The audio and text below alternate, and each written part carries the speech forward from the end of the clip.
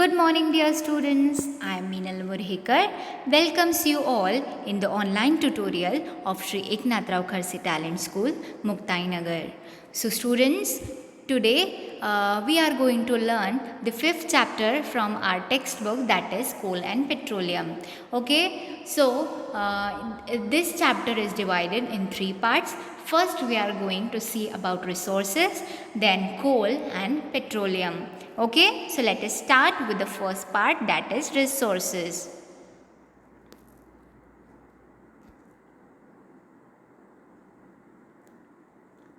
Coal and petroleum. First part is resources. What is a resource? Anything that has use is a resource. There are two kinds, the ones that are naturally available and the ones that are man-made. Naturally available resources are like sunlight, water, air, etc. Man-made resources are the ones created by men like electricity, buildings, cars, roads, etc. We can also classify resources based on their availability. Resources that are available in unlimited quantity are called inexhaustible resources because they won't finish up.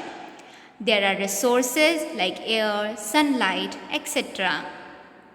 Resources that are limited in quantity are called exhaustible resources.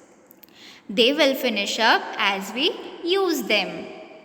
These are resources like coal, petroleum, natural gas, minerals, etc. Fossil fuels. You keep coming across the word fuel. It is something that provides energy. So, what is a fossil fuel? It is an energy source that comes from fossils. Fossils are remains of plants and animals that were once alive. These living things are from much before the time of There were just tiny plants and animals living in the oceans at that time. When they died, they would just settle on the ocean floor. Soil, rocks and muds would settle on them and go on piling up. As these layers grew thicker, so did the pressure on their bodies. That pressure is what transformed them into oil and natural gas. The story of a coal is a little different. Coal is basically follows the same story as the other fossil fuels. The only difference is that coal comes mainly from dead plants. At the beginning of the life of the earth, there were probably lots of swamps everywhere, lots of plants. These forests must have got buried or must have sank into the marshes. As the pressure built up with more and more layers settling on the top, the water must have gotten squeezed out. That made this dead plant slowly get converted to coal. Coal is mainly made up of carbon. The process of conversion of dead plants to coal is therefore called carbonization. And since coal is formed from plants, it is a fossil fuel. Alright, but did you wonder what gives them the energy in the first place? Well, you know that plants make food through the process of photosynthesis. So, the energy from the sun gets stored in the plants. When animals eat these plants, the energy gets transferred to the animals. Now, these plants and animals didn't get time to decay. If they had decayed, their stored energy would have been released. When they got buried, the energy inside them remained intact. That allowed the energy to get transformed and even get concentrated. That is why we can use a small amount of fossil fuel to get a large amount of energy. We can even store fossil fuels easily. They burn quite cleanly too. What happens when we heat a coal? It burns and gives out carbon dioxide gas. We can also process coal to get coke, coal tar and coal gas. Let's look at the properties of each. Coke. Coke is a pure form of carbon.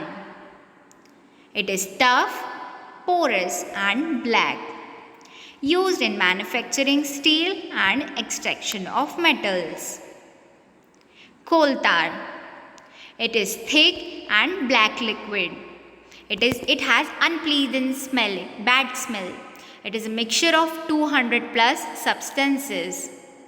It is used to make naphthalene balls, paints, plastics, perfumes, photographic materials, roofing materials, etc. Now, coal gas. We get this when we process coal to get coke, mainly used as a source of heat. Now, what do we have learned in this chapter?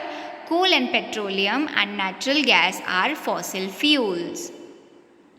Fossil fuels were formed from the dead remains of living organisms millions of years ago. Fossil fuels are exhaustible resources, means they may finish. Coke, coal tar and coal gas are the products of coal. Okay, so this is all about the chapter we have covered yet. We have covered about resources, man-made resources, natural resources, exhaustible resources, inexhaustible resources, and about coal we have covered. So next we will learn about petroleum. Okay, I hope you have understand this part well, right? Hope just go through this chapter, read the chapter and